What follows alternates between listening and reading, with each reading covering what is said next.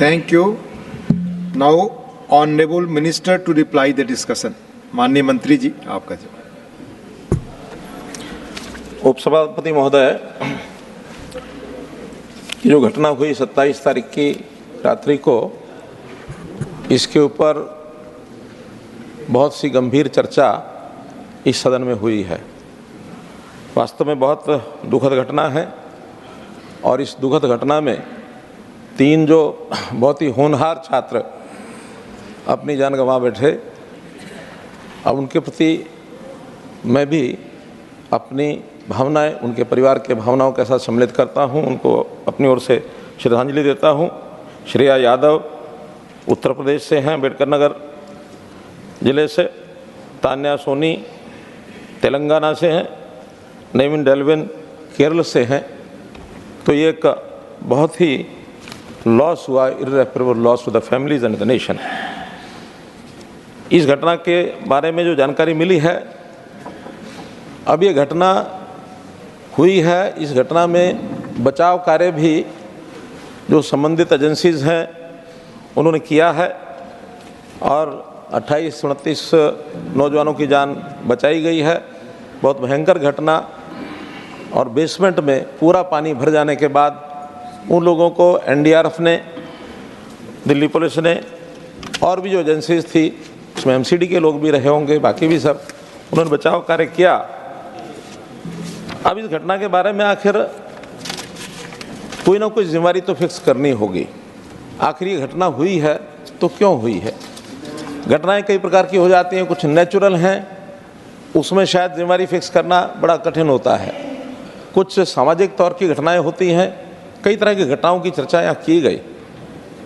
कुछ third party के interest होते हैं, वो लोग घटनाओं को करने में इंतजाम देते हैं, लेकिन कुछ ऐसी हैं तो जो सरकार की व्यवस्था की कमी के कारण से घटनाएं हो जाती हैं। मैं समझता हूँ ये सरकारी एजेंसीज जो होती हैं, उनकी जो कमी रह जाती है, उसके कारण से जो घटना हुई, उसमें से एक ये घटना है।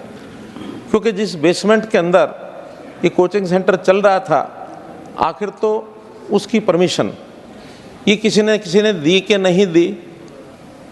एमसीडी बिल्डिंग प्लान बनाती है, फायर डिपार्टमेंट जो है वो उसको एनओसी फायर डिपार्टमेंट का देता है, और जो जानकारी मिली अभी जुलाई के महीने में ही, इसी वर्ष जुलाई के महीने में उनको फायर का एनओसी दिया गया, और उसके बाद शिकायतें हुई, उसके बाद भी उसका इंस्पेक्शन नहीं किया गया, क्योंकि स्टोरेज के लिए वो एनओसी दी गई है, स्टोरेज पर्पज़ के लिए, और बाद में वहाँ कोचिंग सेंटर चलता है। तो बहुत अनुमान लगाने में कठिनाई नहीं होनी चाहिए कि कभी भी इस प्रकार के स्थान पर, ऐसे कोचिंग सेंटर में और कोई घटना इस प्रकार की हो सकती है। इससे पहले भी पिछले साल इसी प्रकार की घटना एक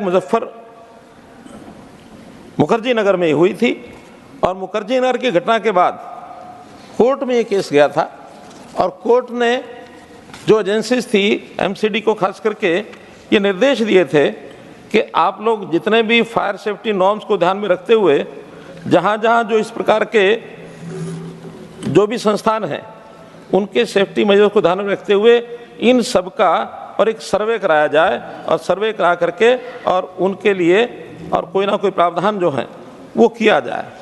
ये बात ठीक है। उसके बाद 1120 ऐसे संस्थान हैं जिनको नोटिस इशू किए गए, 2023 में ये नोटिस इशू किए गए। लेकिन दुख की बात यह है कि उस नोटिस देने की प्रक्रिया को पूरा करने के बाद आगे उसके ऊपर कोई एक्शन नहीं हुआ। अगर समय पर ये सब एक्शन ले लिए जाते, पहचान कर ली गई है कि ऐसे स्थानों पर नोटिस देने के बाद वहाँ कोई कार्रवाई कर दी जाए, तो शायद ये इस प्रकार की घटनाओं से बचा जा सकता था।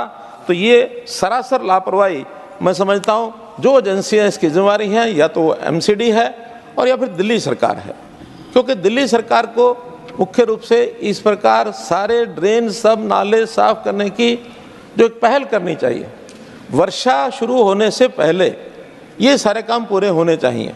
मैं तो चूँकि हरियाणा में मुख्यमंत्री रहा हूँ, 9 वर्ष तक ये काम किया है। हम वर्षा शुरू होने पहले 2 बार मीटिंग करते हैं, एक बार जनवरी में, एक बार मई में। जनवरी में सारे काम आइडेंटिफाई कर लिए जाते हैं कि इनको किस किस को ठीक करना है, और मई में उसका रिव्यू लिया जाता है कि वो सब ठीक हुए कि नहीं हुए, कोई कमी है तो अभी भी महीने भर का समय हमारे पास है, उसको ठीक कर लिया जाए।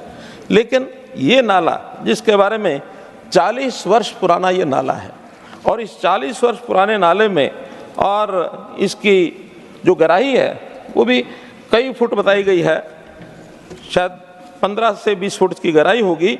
और ये एक दिल्ली शहर के बीचों बीच का ये नाला है। ये नाला यानी गुरु नानक मार्केट, देशबंधु गुप्ता रोड और फिर उसके बाद न्यू रोतो रोड होते हुए सराय रोला और इसके बाद शास्त्री नगर होकर के सीधा नजफगढ़ ड्रेन में जाता है। एक बीचों बीच पूरे शहर का एक ये मलबा या इस प्रकार का पानी, स्टॉर्म वाटर, ये सब ले जाने के लिए उसमें है। लेकिन दिल्ली सरकार की यानी लापरवाही किस प्रकार की है, मैं एक घटना, शायद इससे जोड़ना कि नहीं जोड़ना वो आप लोग निर्णय कर सकते हैं, लेकिन मैं नजफगढ़ ड्रेन की एक घटना का उल्लेख करता हूँ। गुरुग्राम में एक नजफगढ़ झील है और उस झील का पानी इसलिए वहाँ इकट्ठा हो जाता है कि नजफगढ़ जो ड्रेन है, नजफगढ़ एरिया के आने के बाद उसकी सफाई ही नहीं की जाती। दिल्ली ये सोचते हैं कि वहाँ सफाई करने का हमको क्या लाभ है, हम सफाई करेंगे तो अगर डूबेगा तो हरियाणा डूबेगा, गुड़गांव डूबेगा। गुरुग्राम का वर्षा के दिनों में 3000 एकड़ पानी वहाँ फैल जाता है। मैंने बहुत रिक्वेस्ट की दिल्ली सरकार के लोगों को उस समय कि इस नाले के नजफगढ़ ड्रेन की सफाई कराई जाए। 1 साल उसमें कोई काम नहीं किया गया। अंतोगत्वा मुझे केंद्र सरकार के डिपार्टमेंट और एलजी साहब को भी निवेदन करना पड़ा कि कोई इसका करिए, हमारे यहाँ गुड़गांव में डूब रहा है गुड़गांव।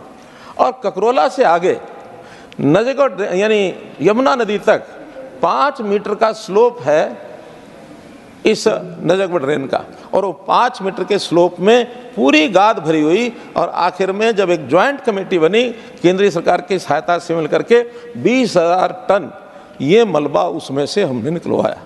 यानी ज्वाइंट एफर्ट तक किया। कोई काम अगर करने के लिए ठान ली जाए तो हो जाता है। तो ऐसा दिल्ली सरकार इन चीज़ों पर लापरवाही बरतती है और उस लापरवाही के कारण से दिल्ली, मैं कहता हूँ, पूरा नर्क बना हुआ है। ये तो एक दिल्ली का सब तरफ, क्योंकि माननीय मंत्री जी, दिल्ली नर्क जैसा बना हुआ है। माननीय मंत्री जी,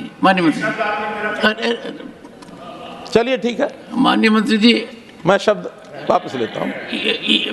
रहने लायक जैसी वहाँ फैसिलिटीज होनी चाहिए। आखिर सिविल एमिनिटीज इसको कहते हैं। सिविल एमिनिटीज का मतलब है कि नागरिकों को कैसे सुविधा हो रहने की, ये काम सरकारों का है और ये सरकारों का काम बटे हुए हैं। और एक बड़ी विचित्र बात है, अंग्रेजी में यदि उसी शब्द का उपयोग करें तो वो पार्लियामेंट्री है, और हिंदी में करें तो अनपार्लियामेंट्री है। ये मैंने क्या था, भाव से होता है। कुल मिलाकर के ये जिम्मेदारी, जैसा मैंने बताया कि बिल्डिंग प्लान की परमिशन ये एमसीडी द्वारा दी जाती है। फायर का जो एनओसी है वो फायर डिपार्टमेंट को दिया जाता है, जो अगेन दिल्ली सरकार का एक हिस्सा है। और इस सारी जो लापरवाही हुई है इसमें ज़रूर इसको फिक्सअप करना चाहिए कि किसकी जिम्मेदारी है, किसकी लापरवाही है, उनको इसको ठीक करने के लिए।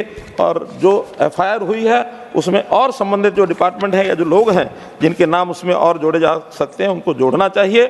और मैं तो यही कहूँगा कि ये कृत्य इस प्रकार के और कहीं ना हो, ऐसी लापरवाही कहीं ना हो, लोगों का जीवन सुरक्षित कैसे रहे, इसके लिए ज़रूर मैं कुछ सुझाव देकर के अपनी बात समाप्त करूँगा। क्योंकि भले ही उत्तर मैं दे रहा हूँ, लेकिन इसमें एक ही बात बताऊँगा कि हमारा जो विभाग है, जो अर्बन हाउसिंग और अर्बन अफेयर्स का, इसमें केंद्र सरकार के प्रति कोई उनकी हमारा ऐसा काम नहीं। हम तो केवल एक उसकी ड्राफ्ट प्लान वो बनाते हैं, वो बना के दी हुई है कहाँ क्या होना चाहिए क्या नहीं। लेकिन उसके बाद आगे बिल्डिंग्स बनाने का काम वो सारा एमसीडी का वो सब होता है, दिल्ली सरकार का होता है। उनको इसमें लापरवाही नहीं बरतनी चाहिए। मेरे इसमें कुछ सुझाव ये हैं कि केवल प्लान बना करके ना छोड़ दिया जाए, बिल्डिंग प्लान बना करके, बल्कि समय समय पर उसको जांच भी करनी चाहिए कि जो हमने परमिशन दी है क्या वो बिल्डिंग या जो फायर डिपार्टमेंट की ओर से जो परमिशन दी गई है उसको जांच करके कि क्या वो चीज़ें चल रही कि नहीं चल रही है। आखिर 4 जुलाई को ये जो परमिशन दी गई है 9 जुलाई को फायर डिपार्टमेंट की ओर से, तो 9 जुलाई को भी इंस्पेक्शन तो फायर डिपार्टमेंट ने किया ही होगा। हो सकता है उस दिन वहाँ कोचिंग सेंटर बंद किया हो तो भी उसको आगे पीछे उसके, और फिर उसके बाद जैसे बताया गया कि उसकी शिकायत भी की गई है, वहाँ पर पार्षद को शिकायत की गई, एमसीडी को शिकायत की गई कि वहाँ कोचिंग सेंटर चल रहे हैं, उसके बाद भी उसका कोई निरीक्षण जो है नहीं किया गया। तो इस प्रकार के निरीक्षण का एक पद्धति बनानी चाहिए। सरकार न कर सके तो रेगुलर थर्ड पार्टी असेसमेंट का कोई मैकेनिज्म बनाना चाहिए ताकि समय समय पर ऐसा निरीक्षण हो सके और इस प्रकार की घटनाओं को बचाया जा सके।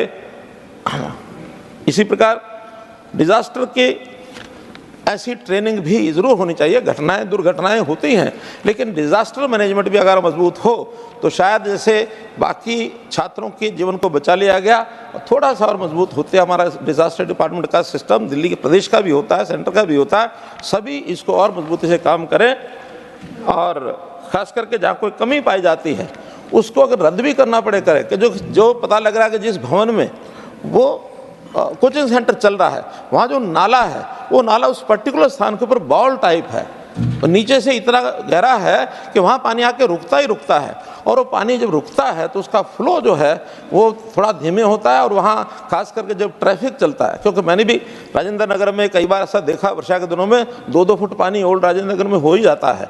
उसको वाहन चलते समय उसकी जो छाल आती है उसके कारण से जो उसका उछाल आता है वो पानी स्वाभाविक है इस प्रकार की जो बेसमेंट का है, और बेसमेंट का रास्ता वो भी इतना भिड़ा है कि अगर कोई दुर्घटना होती है तो दूसरा कोई रास्ता ही नहीं है, उसी रास्ते से पानी आ रहा है, उसी रास्ते से विद्यार्थियों को बाहर निकलना है। तो ऐसे जो इस प्रकार के सिस्टम को जरूर चेक करना चाहिए और इस प्रकार के डिजास्टर यानी विषयों को लेकर के समय समय पर मॉक ड्रिल भी करानी चाहिए ताकि कभी कोई दुर्घटना हो जाए तो उसका बचाव कैसे होगा। तो ये सामान्यतः जो चीज़ें हैं अगर हमारी सरकारें इसके ऊपर काम करेंगी तो मैं निश्चित रूप से कह सकता हूँ कि आगे इन घटनाओं की पुनरावृत्ति को रोका जा सकता है। सदन में इस प्रकार की चर्चा जो हुई, मैं सदन के सभी सदस्यों का बहुत बहुत आभार प्रकट करता हूँ कि ताकि आगे इस प्रकार की समस्या ना आए।